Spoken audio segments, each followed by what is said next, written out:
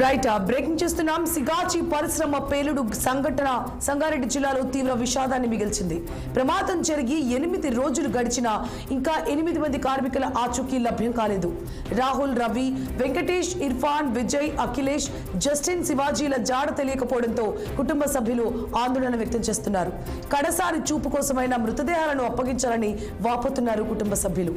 చివరి చూపైనా దక్కుతుందన్న ఆశతో ఐనా సెంటర్ వద్ద తమ వారి కోసం 8 రోజులుగా కుటుంబ సభ్యులు పడిగాపులు కాస్తున్నారు. అటు స్పాట్ వద్ద ఇంకా లభ్యం కాని వారి ఆచూకీ కోసం సహాయక బృందాలు తీవ్రంగా శ్రమిస్తున్నాయి. ఎముకలు, దంతాలు, వెంట్రుకలు, శరీర భాగాలు, మాంసపు ముద్దలు, రక్తంతో ఉన్న రాళ్లను సేకరించి 70కి పైగా శాంపిల్స్ ని DNA రిపోర్టుల కోసం పంపించారు. అందులో గల్లంతైన వారి ఆచూకీ గుర్తింపులో ఈ DNA రిపోర్టులు కీలకంగా మారనున్నాయి.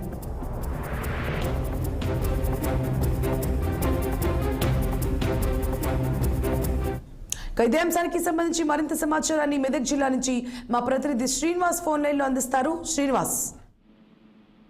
సువర్ణ, సిగాచి పరిశ్రమలో పేలుడు సంబంధించి నేటికి 8 రోజులు గడుస్తుంది. అయితే ఇంకా కూడా ఈ రెస్క్యూ ఆపరేషన్ కొనసాగుతుందని చెప్పుకోవచ్చు. భారీ పేలుడు సంభవించడంతో భారీగా శిథిలాలు అక్కడ ఉండడంతో వాటిని తొలగించేందుకు రెస్క్యూ టీం దీంట్లో తలమునకలైందని చెప్పుకోవచ్చు. అయితే ఈ రోజు ఉదయం వరకు కూడా ఇంకా ఎక్కడైతే శిథిలాలు ఉన్నాయో వాటి నుంచి రెస్క్యూ టీం శిథిలాలను తొలగిస్తూనే ఉంది. అయితే ఇప్పటి వరకు ఇంకా 8 మంది ఆచూకీ లభించాల్సి ఉంది. అయితే వీరందరూ కూడా ఆ పేలుడు సంబంధించినటువంటి సమయానికి ఆ ప్రాంతంలోనే ఉన్నారు, ఆ బిల్డింగ్ లోనే ఉన్నారు కాబట్టి వీరందరూ కూడా మృతి చెంది ఉంటారని చెప్పి ఇప్పటికే భావిస్తున్నారు. అయితే దీనికి సంబంధించి ఇప్పటి వరకు 70కి పైగా ఆ శిథిలాల్లో లభించినటువంటి అవశేషాలు, అంటే కొందరి శరీరంలోని భాగాలను ఇప్పటికే DNA రిపోర్ట్ పంపించారు. వాటితో పాటు ఆ కుటుంబ సభ్యులు ఎవరైతే మిస్ అయ్యారో వారి కుటుంబ సభ్యులకు సంబంధించి ఇంతకుముందు మిస్ అయినటువంటి కుటుంబ సభ్యులు పరిశ్రమలో మృతి చెందిన కార్మికుల మృతిల కుటుంబ సభ్యుల రక్త నమూనాలు తీసుకున్నారు, DNA రిపోర్ట్ పంపించారు. అయితే ఇంతకుముందు అప్పగించినటువంటి బాడీలో కూడా కొన్ని శరీర భాగాలు లేకపోవడంతో ఈ DNA రిపోర్ట్ తో ఏదైనా మ్యాచ్ అవుతుందని చూస్తున్నారు. అయితే ఇప్పటికి 70కి పైగా అవశేషాలకు సంబంధించిన DNA రిపోర్ట్ ల్యాబ్కి పంపినట్లు అధికారులు చెప్పారు. అయితే ఈ రోజు సాయంత్రానికి కొన్ని DNA రిపోర్ట్స్ వచ్చే అవకాశం ఉందంటూ కూడా చెప్పినటువంటి పరిస్థితి కనిపిస్తుంది. అయితే దీనికి సంబంధించి జిల్లా అధికారులు ఎప్పటికప్పుడు పరిశీలిస్తున్నారనే మనం చెప్పుకోవచ్చు. అయితే ఉదయం కూడా సిగాచి పరిశ్రమ శిథిలాలు డంపు చేస్తున్నారు. అయితే ఒక దగ్గర కంపెనీ నుంచి తీసుకొచ్చి ఒక దగ్గర డంపు చేస్తున్నారు. ఆ డంపు చేస్తున్నటువంటి ప్రాంతాన్ని కూడా జిల్లా SP పరిషత్ పంకజ్ కూడా ఈ రోజు ఉదయం పర్యవేక్షించారు. దానికి సంబంధించి స్థానిక CIలు, SIలతో కలిపి ఆ రెస్క్యూ ఆపరేషన్ ఆరా తీశారు. ఏదైతే జరుగుతున్నటువంటి సహాయ చర్యలు కావచ్చు, లేదంటే శిథిలాలు తొలగించేటువంటి క్రమం కావచ్చు, ఇవన్నీ కూడా ఆయన తెలుసుకున్నారు. దీనికి సంబంధించి పూర్తి స్థాయిలో ఆయన రివ్యూ చేశారని కూడా చెప్పుకోవచ్చు. సిగాచి పరిశ్రమలో ఇప్పటివరకు దొరికినటువంటి ఏవైతే అవశేషాలు ఉన్నాయో వాటికి సంబంధించినటువంటి DNA రిపోర్ట్లు ఇంకా రావాల్సి ఉంది. అయితే దీనికి సంబంధించి మనకు కంపెనీ అధికారులు విడుదల చేసినటువంటి కంపెనీకి సంబంధించినటువంటి ప్రతినిధులు విడుదల చేసినటువంటి వివరాల ప్రకారం అఖిలేష్, విజయ్, అదేవిధంగా శివాజీ, వెంకటేష్, అదేవిధంగా ఇర్ఫాన్, అన్సారీ, తర్వాత జస్టిన్, తర్వాత రవి అనేటువంటి కార్మికులు 8 మంది కార్మికులకు సంబంధించి వీళ్ళకి సంబంధించి ఆచూకీ లభించలేదని చెప్పుకోవచ్చు. వీటికి సంబంధించి DNA రిపోర్ట్లు అయితే పంపించారు. కొన్ని అవశేషాలు దొరకడంతో వాటికి DNA రిపోర్ట్ కి ఏమన్నా మ్యాచ్ అవుతుందా అనేది కూడా చూస్తున్నటువంటి పరిస్థితి. అయితే రేపు పాషమాలారంలో ఉన్నటువంటి సిగాచి పరిశ్రమకు కూడా నేషనల్ డిజాస్టర్ మేనేజ్మెంట్ అథారిటీ కూడా బృందం రానున్నట్టు మనకు తెలుస్తుంది. దీనికి సంబంధించి అంటే ఈ సంభవించినటువంటి ప్రమాదం పైన వాళ్ళు దీనికి సంబంధించి ఆరా తీసేటువంటి అవకాశం ఉంది. దాని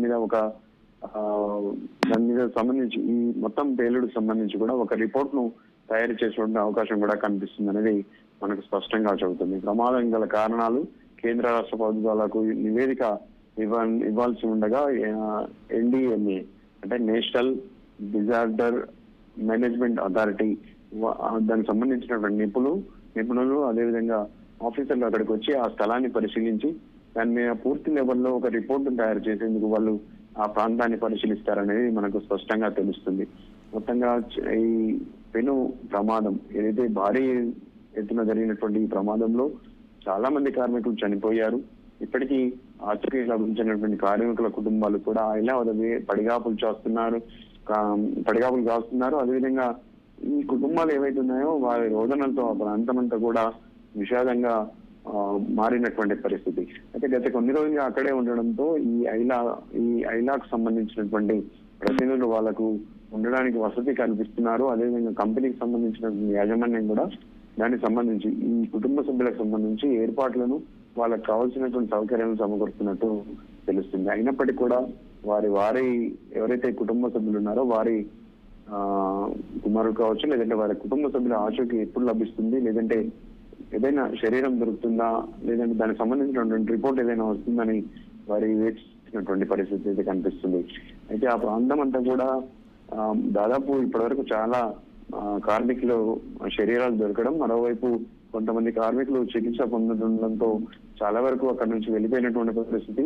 ప్రస్తుతానికి అయితే అక్కడ స్థానిక పోలీసులు బందోబస్తు నిర్వహిస్తున్నారు. వచ్చే వాళ్ళని పోయే వాళ్ళని కూడా తెలుసుకుంటున్నారు. ఇంకా రిస్క్ ఆపరేషన్ జరుగుతుండడంతో వచ్చే వాళ్ళని పోయే వాళ్ళని కూడా అదుపు చేస్తున్నటువంటి పరిస్థితి కనిపిస్తుంది. జిల్లా కలెక్టర్ ప్రావీణ్య కూడా ఎప్పటికప్పుడు దీనికి సంబంధించి ప్రభుత్వానికి నివేదిక అందిస్తున్నట్టు మనకు తెలుస్తుంది. అదేవిధంగా ఇప్పటికే బాడీలు అప్పగించినటువంటి కుటుంబ సభ్యులకు ఖర్చుల నిమిత్తం ₹1,00,000 కూడా ప్రభుత్వం తరఫున అందజేశారు. అయితే ఏదైతే పారితోషికం ప్రభుత్వం ప్రకటించిందో ₹1,00,00,000 తప్పకుండా ప్రభుత్వం నుంచి కానీ లేదంటే పరిశ్రమ యాజమాన్యం నుంచి కానీ అందజేస్తామని కూర్చొని దానికి సంబంధించి కూడా ఏర్పాట్లు జరుగుతున్నట్టు మనకు తెలుస్తుంది. అయితే దీనికి సంబంధించి కుటుంబ సభ్యులను ఖచ్చితంగా గుర్తించిన తర్వాతనే ఆ పారితోషికం కూడా ఏదైతే నష్టపరిహారం చెల్లించాల్సి ఉందో అది కూడా ఇవ్వాలని తగిన ఏర్పాట్లు చేస్తున్నట్టు మనకు ఖచ్చితంగా తెలుస్తుంది. జిల్లా మంత్రి దామోదర్ రాజనరసింహ కూడా ఇప్పటికీ జరుగుతున్నటువంటి వైద్యం కావచ్చు, లేదంటే జరుగుతున్నటువంటి ఏర్పాట్ల మీద కూడా ఆయన పూర్తి స్థాయిలో ఎప్పటికప్పుడు అధికారులను అడిగి తెలుసుకుంటున్నారు. అదేవిధంగా ఆ స్థలానికి రేపు రెస్క్యూ టీం రానుండడంతో ఆయన కూడా అక్కడికి వచ్చేటువంటి అవకాశం కనిపిస్తుంది. ఆ టీం కి ఏదైతే ఢిల్లీ నుంచి వస్తున్నటువంటి టీం కి జరిగినటువంటి విషయాన్ని కంపెనీ ప్రతినిధులు అదేవిధంగా జిల్లా మంత్రులు కూడా వివరించేటువంటి అవకాశం కనిపిస్తుంది. అయితే మొత్తంగా రేపు ఎవరైతే టీము NDMA టీం వస్తుంది కాబట్టి వాళ్ళకి సంబంధించి వాళ్ళు ఎలాంటి రిపోర్ట్ ఇస్తారు, అక్కడికి వచ్చిన తర్వాత వాళ్ళు ఎలాంటి అక్కడ ఏవైనా ఆధారాలు లభిస్తాయా, లేదంటే దీనికి సంబంధించి ఎలాంటి నివేదిక ఇస్తారు అనేది వేచి చూడాల్సినటువంటి అంశంగా కనిపిస్తుంది. Suvarna. Right, thank you for the update Srinivas.